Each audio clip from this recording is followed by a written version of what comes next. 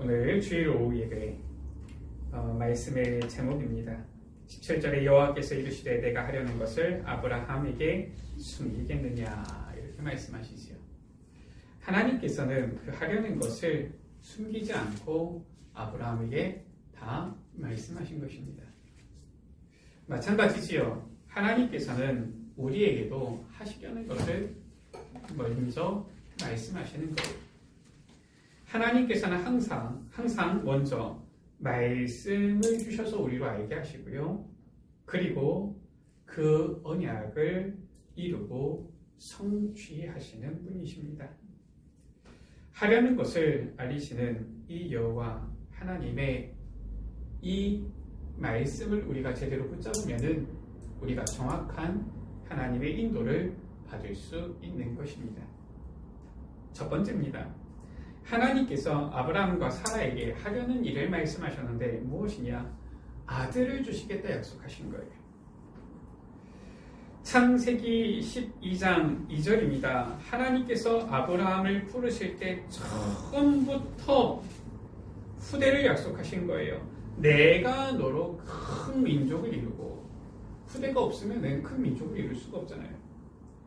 하나님께서는 아브라함을 부르실 때 처음부터 후대를 약속하셨고요.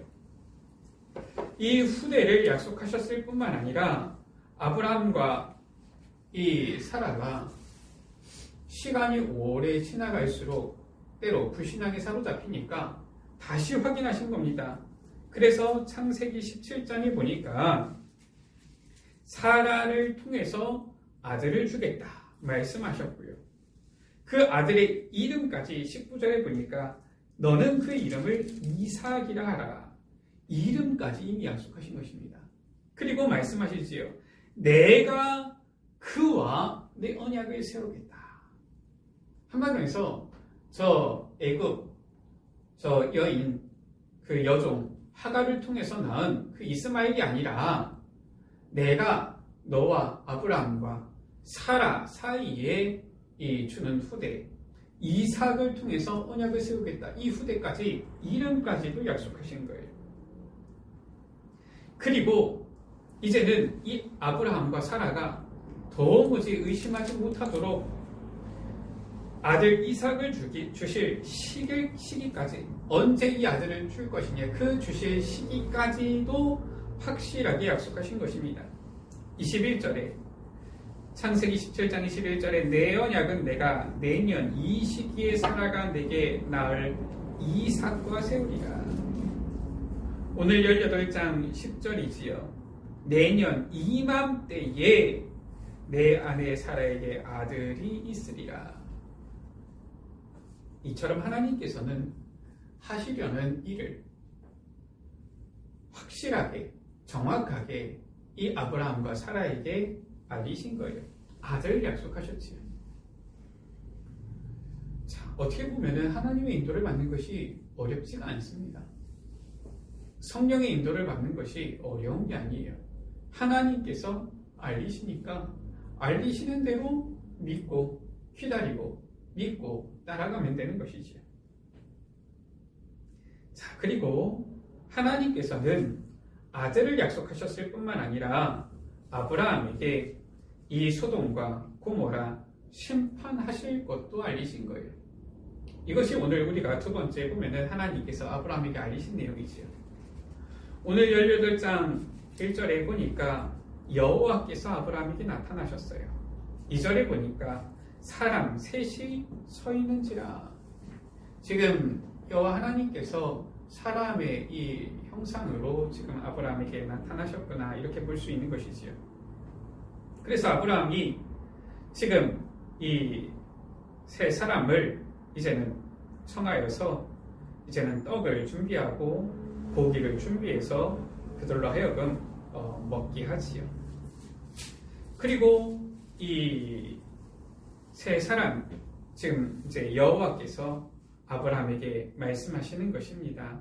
사라에게 아들이 있을 것이다. 말씀하시고서 16절이지요. 그 사람들이 거기서 일어나서 이제 소돔으로 향해 가는 거예요. 아브라함은 그들을 전송하러 함께 나가는데 오늘 17절 말씀이지요. 오늘 제목이지요. 여호와께서 이르시되 내가 하려는 것을 아브라함에게 숨기겠느냐 하시면서 말씀하시는 것입니다. 소돔과 고모라에 대한 부르짖음이 크고 그 죄악이 심히 무거우니 내가 이제 내려가서 그 모든 행한 것이 과연 내게 들린 것과 같은지 그렇지 않은지 보고 알려 하노라 라고 하셨어요. 하나님께서 하시려는 것을 아브라함에게 숨기지 않고 알리셨는데 무엇을 알리셨느냐? 저 소돔과 고모라의 심각한 죄악을 친히 보러 가는 것이다 이렇게 알리신 거예요.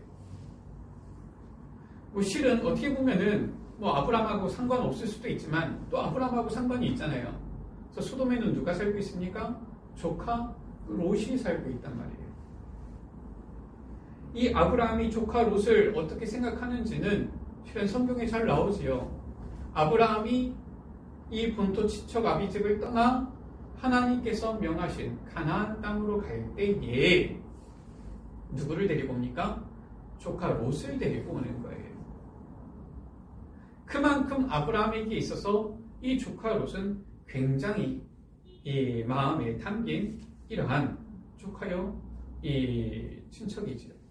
그러니까 지금 아브라함이 조카 롯을 굉장히 아낍니다. 생각을 하는 거예요. 저 네 나라 왕, 다섯 나라 왕 전쟁이 났을 때에도 롯이 사로잡혀 가니까 아브라함이 가병을 이끌고서 가서 서서 이 조카 롯을 찾아오잖아요. 이만큼 실은 아끼는 이 조카인 것이지. 그런데 거기에 지금 심각한 이 죄악으로 인하여서 지금 여호와께서 친히 그 죄악된 현장을 지금 보러 가시겠다 하시니까 이 아브라함이 지금 여호와께 가까이 나아가서 말하는 것이지요. 주께서 의인을 악인과 함께 멸하십니까? 그러면 안 되는 거 아닙니까? 의인을 악인과 함께 죽이심은 부당한 건 아닙니까? 하나님은 여호와 하나님은 정의의 하나님이 아니십니까? 지금 이제 올바른 말로 지금 여호와 하나님께서 하시는 일을 어떻게든지 지금 지체하려고 아브라함이 지금 말을 하는 것이지. 그런데 여호와 하나님께서 말씀하시는 거예요. 그 하시려는 일을 아브라함에게 다 말씀하십니다. 숨기지 않아요. 이렇게 세상 사람들 보면은 자기 체면할 것도 있고 자기 어떻게 보면은 개인사도 있고 하니까 얘기 안 하는데 지금 여호와 하나님께서는 아브라함에게 하시려는 일을 지금 다 말씀하십니다. 여호와께서 말씀하시지요. 내가 소돔 성읍 가운데서 의인 50명 찾으면 그들을 위하여서 온 지역을 용서하겠다. 왜냐? 아브라함이 먼저 뭐라고 했느냐? 24절에 그 성 중에 의인 50명이 있으면 용서하지 않겠습니까? 여호와 하나님께서 말씀하시는 거예요. 50명 있으면 내 용서하겠다. 자, 여기서 협상의 기술이 나옵니다. 아브라함이 지금 사람도 아니고 그러니까 저 세상의 불신자들도 아니고 여호와 하나님을 상대로 지금 협상을 하는 거예요. 처음에 일단 50명 질렀다가 50명 안 될 것 같거든요. 뭐라고 합니까? 28절에 보니까 5명이 부족하면 그럼 몇 명이에요? 45명이지요. 그러면은 이 성읍을 멸하시겠습니까? 여호와 하나님께서 말씀하시지요. 여호와께서 45명 때문에 멸하지 않겠다. 29절에 아브라함이 또 얘기합니다. 40명을 찾으면 어떠시겠습니까? 그러니까 여호와께서 40명으로도 말미암아 멸하지 않겠다. 30절이지요. 협상을 일단은 50명 질러놓고서 줄여가면서 슬슬 이제 맞추는 거죠. 어떻게 합니까? 노하지 마십시오. 이제 자기도 이제 점점 좀 민망하게 해지기 시작한 거예요. 이 30절에 보니까 노하지 마시고 말씀하게 하옵소서. 30명을 찾으시면 어찌 하시겠습니까? 내가 30명을 찾으면 멸하지 않겠다. 31절이지요. 내가 감히 이제 또 이런 표현을 씁니다. 주께 아뢰나이다. 20명을 찾으시면 어찌하려 하십니까? 20명으로 말미암아 멸하지 않겠다. 32절이지요. 내가 2번만 더 아뢰리다. 보니까 협상은 이렇게 하는 것 같아요. 10명을 찾으면 10명을 찾으시면 어찌하려 하시나이까? 10명으로 말미암아 10명으로 말미암아 멸하지 아니하리라. 처음에 일단 50명부터 줄여놨는데 10명까지 줄여놨어요. 33절에 여호와께서 말씀을 마치시고 이제 가시고 아브라함도 자기 곳으로 돌아왔는데 우리가 나중에 보면은 이 다음 주에 보게 되어지겠죠. 이 소돔 성에 의인 10명이 없어요. 이처럼 하나님께서는 그 하시려는 일을 다 아브라함에게 말씀하시는 거예요. 우리는 어떻게 하면 됩니까?